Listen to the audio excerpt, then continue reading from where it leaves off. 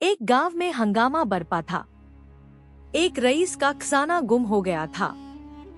सोने के सिक्के और जवाहरात गायब थे। रईस ने गांव वालों को जमा करके ऐलान किया, जो मेरा खजाना चुराएगा उसकी सजा मौत होगी। अगर किसी को इसका इल्म है तो फौरन बता दे। मगर सब खामोश थे। कोई किसी पर इल्जाम लगा रहा था, कोई अपनी सफाई दे रहा था। रईस ने गुस्से में आकर कहा, अगर चोर न मिला तो सबको कैद कर दूंगा। उसी वक्त एक बुजुर्ग गुलाम को बुलाया गया। वो थे हकीम लुकमान। रईस ने कहा, ए लुकमान, तुम्हें अक्ल व हिकमत की शोहरत है, बताओ खजाना किसने चुराया है। लुकमान ने गौर से सब लोगों को देखा। फिर रईस से कहा, सबको अलग मत करो, सबको एक जगह बैठाओ, मैं तरीका निकालता हूँ। उन्होंने सब लोगों को गोल दायरे में बैठा दिया और कहा, ये लो, मेरे पास एक लकड़ी है, इस पर मेरा जादू है। जिसने खजाना चुराया होगा उसकी लकड़ी सुबह तक एक बालिश्त बढ़ जाएगी।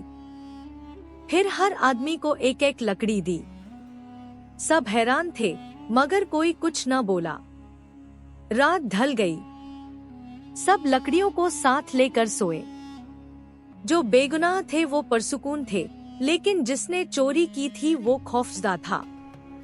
उसने सोचा, अगर लकड़ी वाकई बढ़ गई तो सबको पता चल जाएगा कि मैं चोर हूँ। लिहाजा उसने अपनी लकड़ी काट कर छोटी कर दी ताकि सुबह को सबके बराबर लगे। सुबह हुई। लुकमान ने सबको बुलाया और लकड़ियां इकट्ठी की। एक एक करके सब लकड़ियां देखते गए। आखिर एक लकड़ी बाकी थी जो सबसे छोटी थी।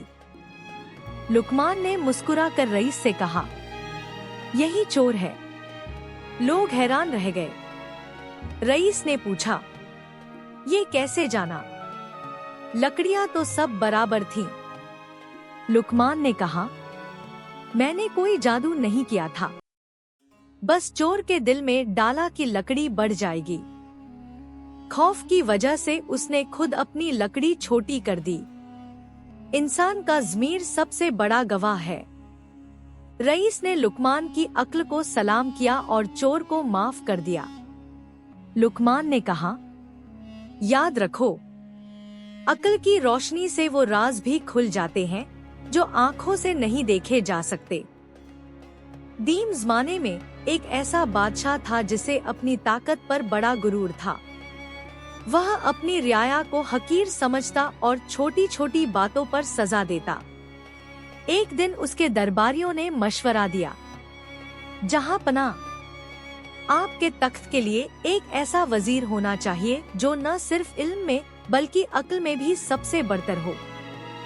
बादशाह ने कहा, ठीक है, लेकिन मैं वजीर ऐसा चाहता हूँ जो मेरे हुक्म को आंख बंद करके माने, बहस न करे और मेरे गुरूर को चैलेंज न करे। उसी वक्त किसी ने बादशाह को मशवरा दिया, आपके मुल्क में एक गुलाम है जिसे सब लुकमान कहते हैं। कहा जाता है कि वह गुलाम है मगर उसकी अक्ल किसी बादशाह से कम नहीं।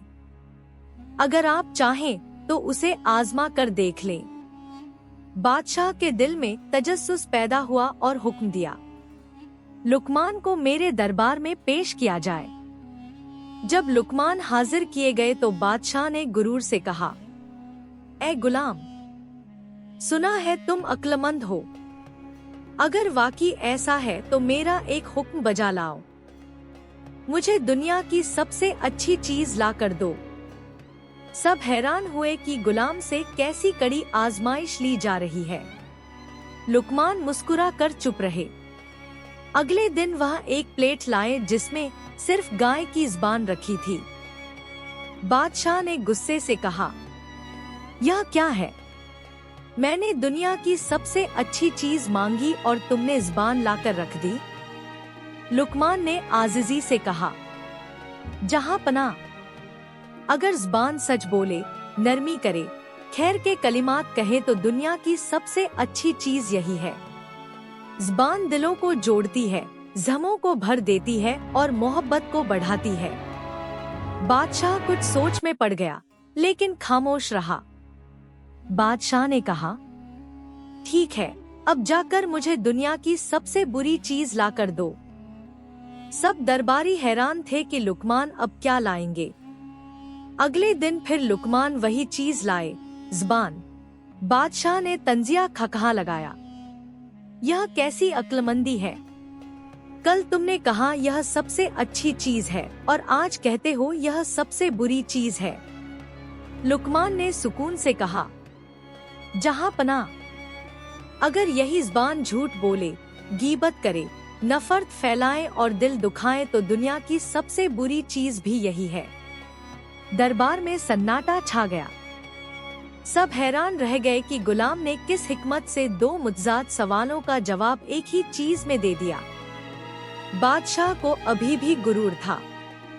उसने कहा, ए लुकमान, तुम बड़े फ़ख्र से बात करते हो।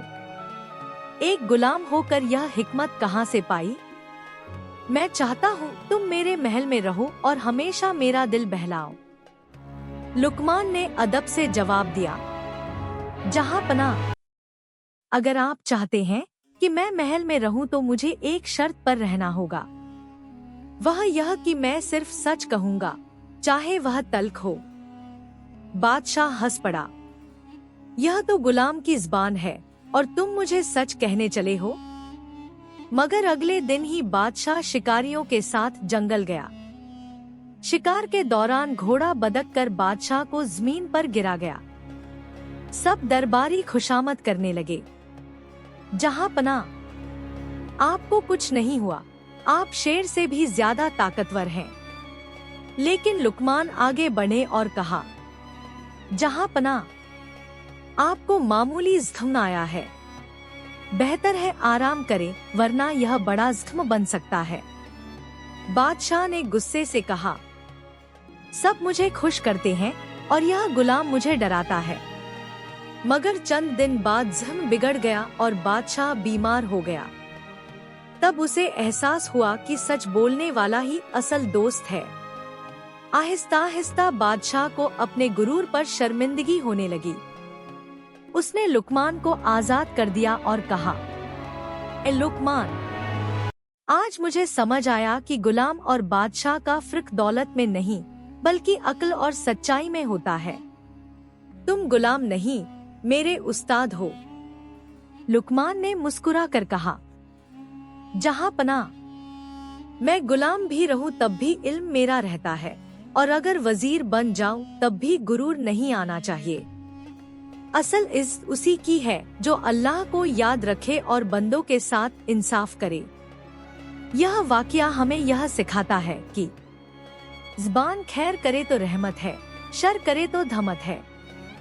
सच्चाई तल्ख हो सकती है मगर फायदा मंद है। असल इज्जत माल व दौलत में नहीं बल्कि अक्ल व हिकमत में है।